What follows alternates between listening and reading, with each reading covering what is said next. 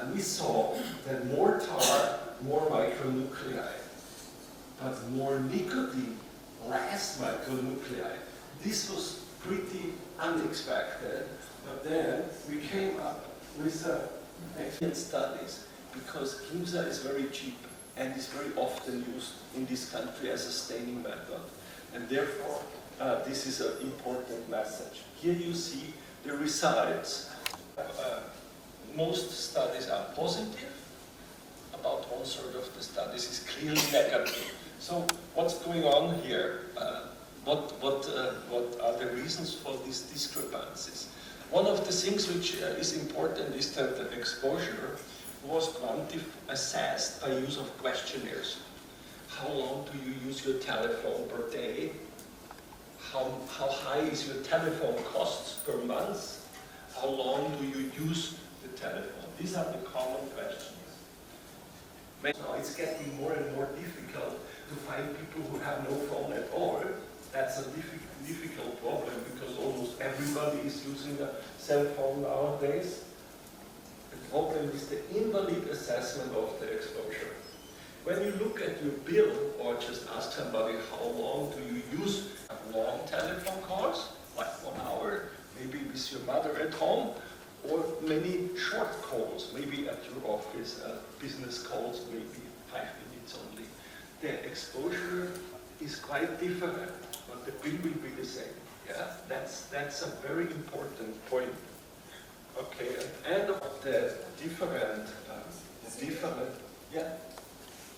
the different mobile phone brands have different SIR values. Some of you have many positive results. If you make a meta-analysis of the studies with the DNA-specific stains, the result is negative. So, what we did in Austria, we performed the first real controlled trial. For this, we built headphones, technicians built headphones, which were used to expose the participants of the study under highly controlled conditions. And these conditions reflect the highest limit of legal exposure, and we had 3 different doses which we used, always in the same individuals, and we realized this study under highly controlled conditions, and it was a quite expensive study, and it was the first study of this kind. What did we find? We did not find a dramatic effect, negative with DNA-specific stain of the buccal micronuclei, but a strong effect in terms of acute toxicity.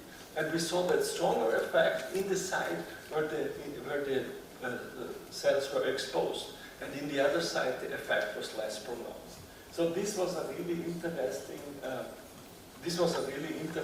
Result, and it shows that we don't see this micronucleus formation as a consequence of defined exposure to the UMTS signal, which is currently used but nowadays replaced. Now, what are the consequences of micronucleus formation? And Stefano Bonassi, a very clever Italian statistician, said micronuclei in lymphocytes are clearly associated with cancer. We know that also for chromosomal aberrations, not for sister chromatin exchanges. And then there was the attempt to correlate the number of micronuclei. The question was, the database is too small for micronuclei in the buccal, in the mouse at the moment. But what we did, and this is now the new publication coming out in a special issue in mutagenesis, hopefully in the next half year, and the paper is now accepted and will come out soon. What we found is in 90 studies which evaluated micronuclei in lymphocytes and in the mouse in parallel, there is an excellent correlation. There's an excellent correlation between these two endpoints. In other words, you can also use the micronucleus assay in the mouse to predict cancer risks in humans. Before, it was only known for micronuclei in the lymphocytes. So this was my talk. I think you can have some take-home messages from it, control the exposure, perform the experiment according to the existing guidelines published in Nature Protocols by Thomas et al. We were also co-authors in this paper, and always use the correct staining procedure. Thank you for your attention.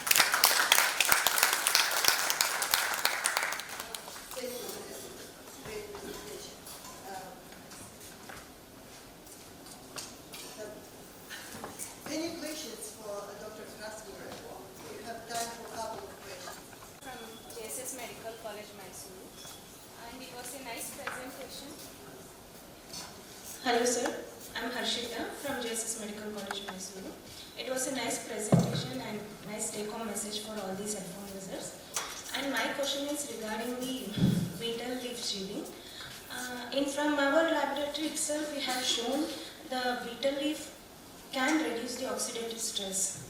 And other studies, and also from our laboratory, we have shown it can reduce the cancer white cells viability, the extracts of the betel leaves.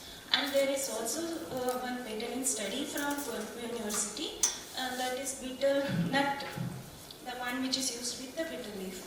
That has antioxidant property, and the tea is also released from the university. So I want to correlate between what you are telling it is showing the more damage, but we are saying it's reducing the oxidative stress, which we can tell it has antioxidant, anti-cancerous property. Okay. How can we? I'm not an expert in betel chewing at all. And the thing is, for sure the tobacco, some of the palm preparations contain tobacco, and so the tobacco chewing is known for sure due to the tobacco, nitrosamines tobacco, mutagens to make DNA damage. Antioxidants are a very complicated issue, yeah? And I think you will have to look very careful in the in vivo situation, and it is possible in the mouse to measure antioxidant procedures by measuring malondialdehyde, which is a reaction product of lipid peroxidation. So this is indicative for clear antioxidant effects of a given compound, not only betel nut. And the question is, does this really reflect the complexity of the reactions that are going on? Maybe you have an antioxidant capacity, but still you may have DNA damage due to other reasons. Yeah, so it must be determined on a base-by-base experimental setup. For clarification, we have done the lipid peroxidation, and one PhD has also been produced from that work, and we also have one patented work from Excuse me, maybe you can discuss it after that. Thank you. Because we have to keep program on time. Please, very quick question if possible. On scientific line only. Sir, actually you are telling that the people in the entire globe are used to have the mobile phones. How long it takes to become a sick or carcinogenic patient or effect of the cancerous patients? Because last two decades only, more number of mobile phones used by the entire globe. Okay, how long? Is there any specific study? You can throw some light on that. Thank you so much.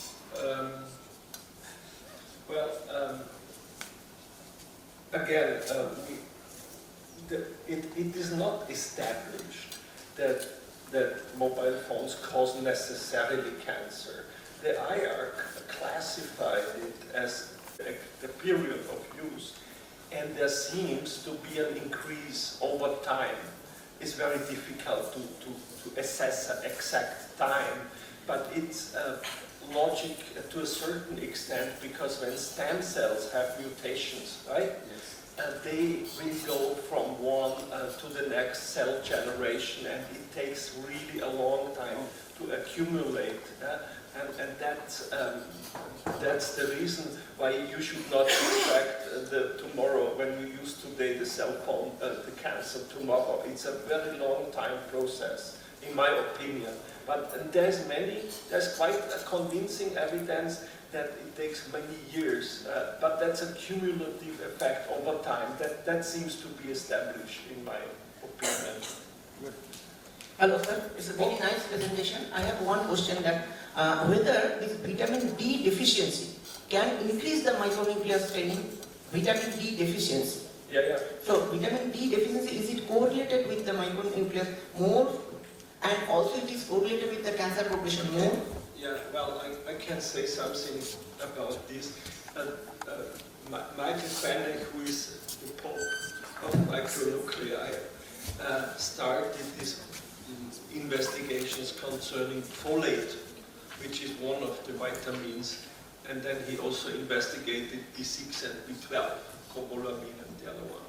And this folate is a very important vitamin for the synthesis of the DNA bases. Methylation, mainly Yeah. methylation. Not on the other hand for methylation, but also for the synthesis of the DNA bases, so-called salvage pathway. So what does our body, if there is not enough folate, it incorporates the wrong bases. And that was shown repeatedly with different techniques, also with the micronucleus assay with lymphocytes. And it's no wonder that you have also more micronuclei in the mouse when you have a folate deficiency. Now, this pathway, the synthesis of DNA bases, requires also B6 and B12. The interesting thing is that the recommended daily uptake, like 400 milligram per day of folate, is not sufficient to provide an ideal, optimal amount of this vitamin for the synthesis and DNA stability. Thank you very much, Siegfried. Can you Yeah.